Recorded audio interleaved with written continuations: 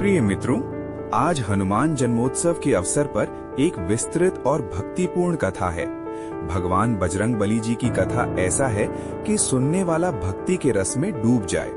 इसमें प्रवाह और निरंतरता का ध्यान रखा गया है ताकि ये एक लंबी कथा के रूप में प्रभावी लगे। सभी श्रोतागण से अनुरोध है कि आज इस पावन पर्व पर ये कथा को अपने लोगों को शेयर कर चैनल को सब्सक्राइब जरूर करें। श्री हनुमान जन्मोत्सव महागाथा शक्ति, भक्ति और समर्पण का संगम है। ओम हनुमते नमः। पवन पुत्र अंजनी सुत महाबली श्री हनुमान जी का नाम लेते ही हृदय में साहस और भक्ति का संचार होने लगता है। आज हम उस दिव्य गाथा का श्रवण करेंगे जो त्रेता युग के उस पावन क्षण से शुरू होती है जब स्वयं महादेव ने पृथ्वी पर श्री राम की सेवा के लिए अवतार लेने का निश्चय किया। ये कथा केवल एक जन्म की कहानी नहीं है, बल्कि अटूट विश्वास और निस्वार्थ प्रेम की पराकाष्ठा है। दोस्तों, कथा का आरंभ होता है सुमेरु पर्वत की कंदराओं से, जहां माता अंजना और वानर राज केसरी निवास करते थे। माता अंजना पूर्व जन्म में पुंजिक स्थला नाम की एक अप्सरा थीं, जिन्हें एक ऋषि के श्रापवश वानर रूप प्राप्त हुआ था। इस श्राप से मुक्ति का मार्ग केवल साक्षात शिव के अंश को पुत्र रूप में जन्म देना ही था। वर्षों तक माता अंजना ने कठोर तपस्या की। उनकी तपस्या की अग्नि इतनी तीव्र थी कि देवलोक डगमगा उठा। उसी समय अयोध्या में राजा दशरथ पुत्र प्राप्ति के लिए पुत्र का मेष्ठी यज्ञ कर रहे थे। अग्निदेव ने प्रकट होकर उन्हें दिव्य खीर का पात्र दिया। विधाता का विधान देखिए, उसी समय एक दैवीय संयोग हुआ। उस खीर का एक छोटा सा अंश एक पक्षी लेकर उड़ गया और माता अंजना की खुली हथेलियों में गिरा दिया। पवन देव ने उस अंश को माता अंजना तक पहुंचाने में सहायता की। जैसे ही माता अंजना ने उस दिव्य प्रसाद का ग्रहण किया, साक्षात शिव तत्व उनके गर्भ में प्रविष्ट हुआ। कुछ समय बाद चैत्र मास की शुक्ल पक्ष की पूर्णिमा तिथि आई। चारों ओर प्रकृति उत्सव मना रही थी। मंद मंद सुगंधित वायु बह रही थी और ऋषि मुनि मंगल गान कर रहे थे। जैसे ही सूर्य की पहली किरण धरती पर पड़ी, माता अंजना की कोख से एक परम तेजस्वी स्वर्ण जैसी कांति वाले बालक का जन्म हुआ। ये कोई साधारण बालक नहीं था। इनके मुख पर कोटि सूर्यों का तेज था, कानों में कुंडल और शरीर पर वज्र के समान शक्ति थी।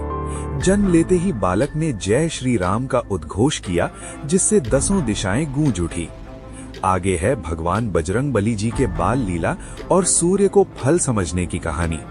दोस्तों, हनुमान जी बचपन से ही अत्यंत चंचल और शक्तिशाली थे। एक दिन की बात है, बालक हनुमान को बहुत भूख लगी थी।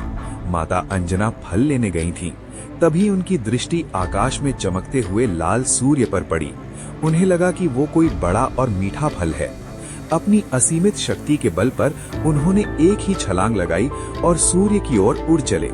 जैसे जैसे वे पास पहुंचते गए, सूर्य का ताप बढ़ने लगा, लेकिन पवन पुत्र के लिए वो ताप शीतल चंदन के समान था। उसी दिन राहु सूर्य को ग्रास बनाने आया था, लेकिन इस अद्भुत बालक को देखकर वो भयभीत होकर इंद्र के पास गया। देवराज इंद्र ने जब देखा कि एक बालक सूर्य को निगलने जा रहा है, तो उन्होंने अपने वज्र से बालक पर प्रहार किया। वज्र सीधे बालक की ठोड़ी यानी हनु पर लगा और वे मूर्छित होकर पृथ्वी पर गिर पड़े। पवन देव अपने पुत्र की ये दशा देख अत्यंत क्रोधित हो गए। उन्होंने पूरे ब्रह्मांड की वायु की गति रोक दी। हाहाकार मच गया। तब ब्रह्मा जी सहित समस्त देवताओं ने बालक को पुनर्जीवित किया और उन्हें अपनी अपनी शक्तियां प्रदान की।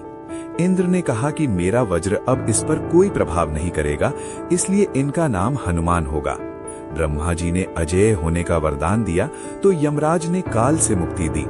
इस प्रकार हनुमान जी अनंत शक्तियों के स्वामी बन गए। आगे आपको सुनाते हैं प्रभु राम से मिलन और भक्ति का आरंभ कैसे हुआ। आइए जानते हैं। दोस्तों, समय बीतता गया। हनुमान जी सूर्य देव को अपना गुरु बनाकर समस्त विद्याओं में निपुण हुए। ऋषियों के श्राप वश वे अपनी शक्तियां भूल गए थे, जिन्हें बाद में जामवंत जी ने याद दिलाया। उनके जीवन का सबसे महत्वपूर्ण मोड़ तब आया जब ऋष्यमुख पर्वत पर उनकी भेंट मर्यादा पुरुषोत्तम श्री राम से हुई। भगवान राम और लक्ष्मण अपनी माता सीता की खोज में भटक रहे थे। हनुमान जी ने एक ब्राह्मण का रूप धारण कर उनसे परिचय पूछा।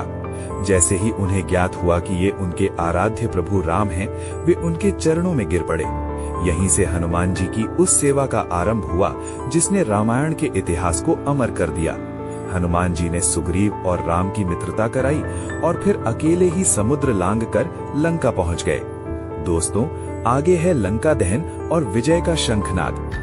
अशोक वाटिका में माता सीता को सांत्वना देना, अक्षय कुमार का वध करना और फिर रावण की सोने की लंका को अपनी पूंछ की अग्नि से भस्म कर देना, हनुमान जी की वीरता के ये प्रसंग आज भी रोमांच पैदा कर देते हैं। उन्होंने सिद्ध कर दिया कि जहां राम की कृपा है वहां असंभव कुछ नहीं है। लक्ष्मण के प्राण बचाने के लिए पूरा द्रोणागिरी पर्वत उठा लाना उनकी अतुलनीय शक्ति का प्रमाण था। रावण के वध के बाद जब श्री राम का राज्याभिषेक हुआ, तब प्रभु ने हनुमान जी को गले लगाकर कहा था, हनुमान, मैं तुम्हारा ऋणी हूँ। आइए आगे बताते हैं आप सभी को अगले अध्याय के बारे में, जिसमें कलयुग के जागृत देवता के बारे में है। हनुमान जी को माता सीता ने अजर और अमर होने का वरदान दिया था। वे आज भी इस धरती पर साक्षात विद्यमान हैं। जहाँ भी श्री राम की कथा होती है, हनुमान जी वहाँ किसी न किसी रूप में अवश्य उपस्थित रहते हैं। वे संकट मोचन हैं, जो अपने भक्तों के बड़े से बड़े कष्ट को क्षण भर में हर लेते हैं। आज हनुमान जन्मोत्सव के इस पावन पर्व पर हम उनके गुणों को अपने भीतर उतारने का संकल्प लें। हनुमान जी हमें सिखाते हैं कि शक्ति के साथ विनम्रता और भक्ति के साथ कर्म का मेल कैसे किया जाता है। जो व्यक्ति सच्चे मन से जय श्री राम का जाप करते हुए हनुमान जी की शरण में जाता है, उसे दुनिया की कोई भी बाधा रोक नहीं सकती। बोलिए पवन पुत्र हनुमान की जय, सियावर रामचंद्र की जय।